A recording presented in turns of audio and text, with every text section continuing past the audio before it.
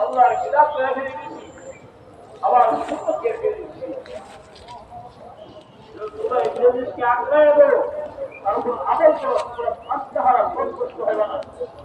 আর তোমরা না হলো তোমার আত্মহারা হয়ে গেল।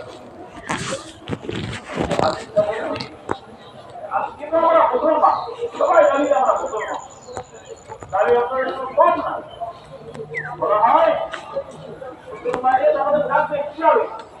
আমার এটা কিছু কাজের না, মুসলমানের কিছু কাজের না, মুসলমানের কিছু কাজের না।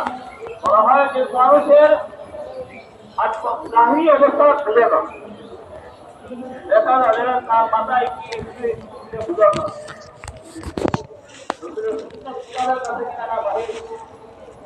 কিন্তু তাদের ভিতরে যে অবস্থান আছে, মানুষের আক্ষরিক অবস্থান সেটা বোঝা যায় না।